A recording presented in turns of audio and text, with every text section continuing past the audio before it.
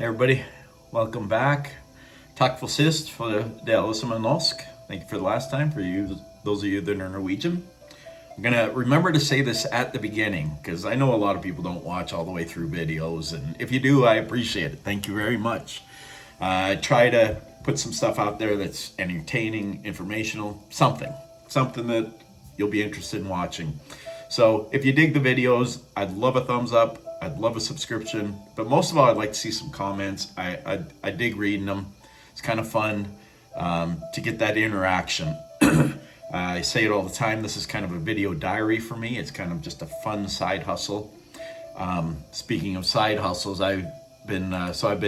it's raining here in Oklahoma City. Today is Friday. Welcome to the almost weekend. It's 4:30, and I have this, speaking of side hustles, I have a couple of Etsy shops that I work on the side, and my main one is about Viking stuff, Norwegian, Scandinavian, t-shirts, decals, that kind of thing.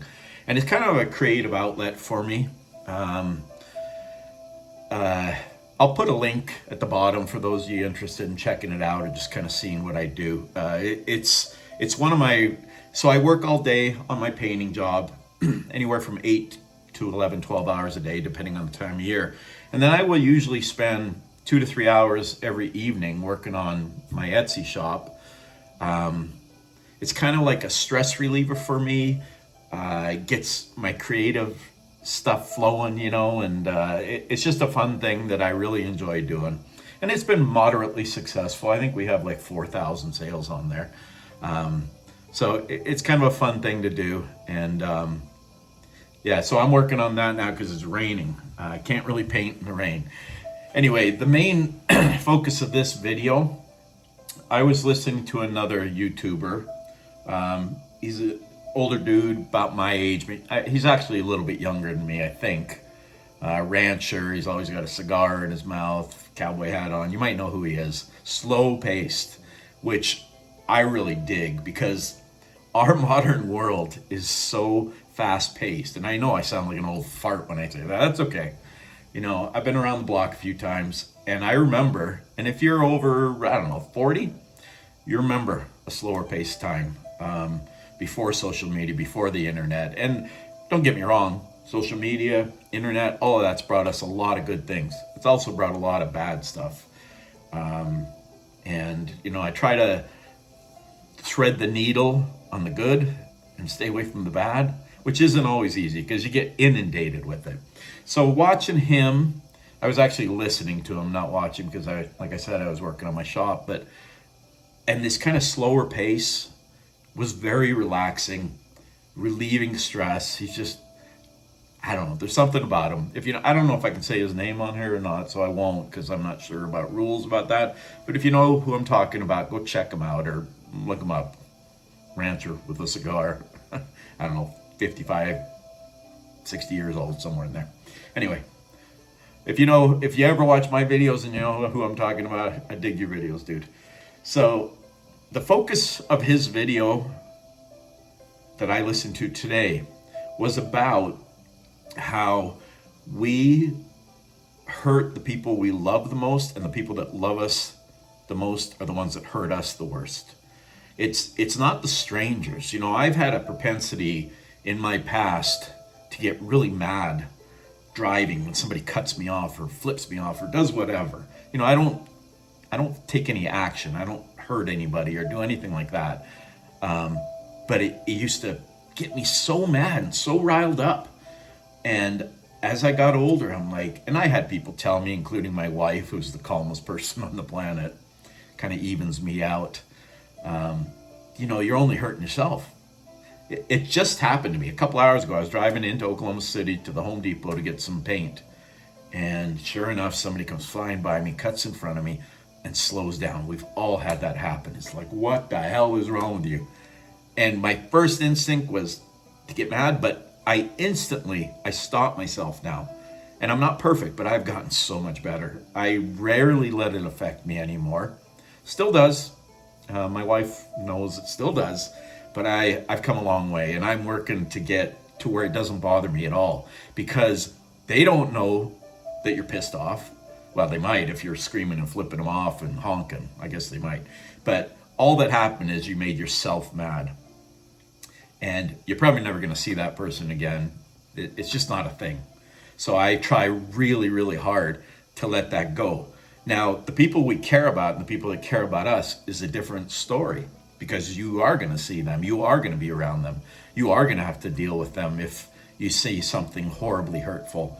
I have had people close to me in relationships that were just toxic, and they would call themselves each other horrible, horrible names, like the worst things you could think of.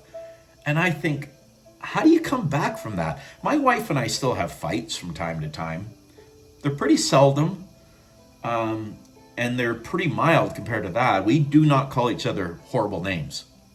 We do not do that. No matter how angry I get, no matter how angry she gets, we do not do that. Because if you call your wife, your spouse, your significant other, your partner, however you go through this life, no judgment for me ever. But if you call them some sort of horrible name, swear words and just coarse, I don't know how you move past that, because to me, the respect is gone. I've heard this saying many times, that the opposite of love is not hate, it's indifference or contempt. And if you have contempt for your partner, I really don't know how you have a good, solid relationship. And I am blessed to have a good, solid relationship. I was married once before, many, many years ago. In fact, last month was 30 years since my divorce. And we were married for 5.5 years. We were really good friends before we got married. And we're good friends now. But we were never meant to be married. We got a beautiful daughter out of it, which has led me to 3 beautiful granddaughters from her, and another one on the way. Woo! So I have zero regrets with that. But I don't know that we had contempt for each other. We just weren't right for each other. And so I've been married to my wife now. This month will be 28 years. Happy anniversary, baby. Got you on my mind. Little River Band, if you're old enough to remember that.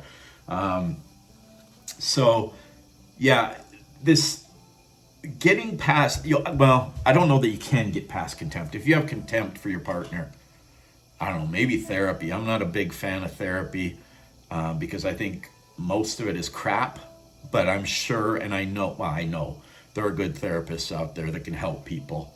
I guess I come from a generation where it's like, you got a problem with somebody, you go to them and talk to them. That's how I am with my friends too, and that's how most of my friends are with me. If you suspect there's a problem, you're like, hey buddy, are you pissed off at me about something? Let's talk, because I don't know why you're pissed off. And I don't know if that's something that's kind of missing from the world these days.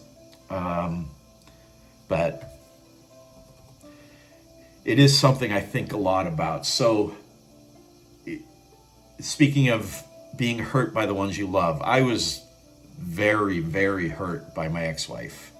We were in love at one time, and as we started drifting apart and it was obvious it was coming to an end, I have a video a couple ago. It's easy to find because it's really dark, because I'm sitting by a fire at night, and I talk about the depression I went into and trying to climb out of a hole like that. Because if she was somebody I didn't give a crap about, who cares? I move on.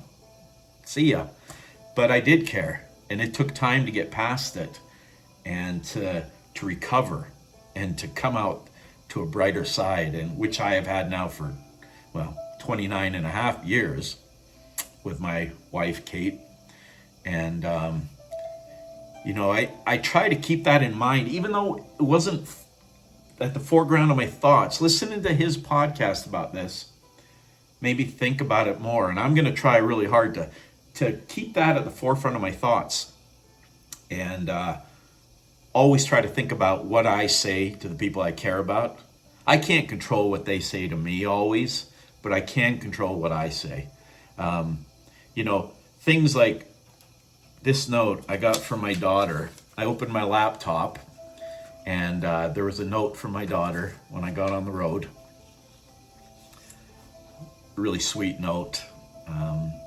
and it made my day. Speaking of things being affected by the people you care about, because obviously I love my daughter, and to get a beautiful note like that from her was pretty amazing. So try to keep that in mind. I'm no guru. I'm not trying to preach at you. I'm not judgmental. You live your life the way you want to. Hopefully, maybe you got something out of this video. I think it's got to be getting close to 150 videos now. Some of them I know are probably pretty crappy. If you're Norwegian or Norwegian ancestry, I've got a bunch of, excuse me, Norwegian ones towards the beginning. You might dig my Norway story. I've got one Norwegian Christmas video. I am going to do another Norwegian Christmas video coming up here in a couple of weeks. I'm going home for Thanksgiving in about 2 weeks, and I'll do one then. So hopefully, if you dig that, you can look forward to that. Please subscribe, give me a thumbs up. I hope you have a fantastic weekend. Love everybody. I heard a saying years ago, nice it up. Sorry, little drink, I apologize. Nice it up. Just be nice. A smile can do wonders for people. You smile at somebody, they usually smile back. If you're having a bad day, try smiling. I know it sounds stupid, but it actually works. So have a fantastic weekend. I appreciate y'all watching. Peace, love.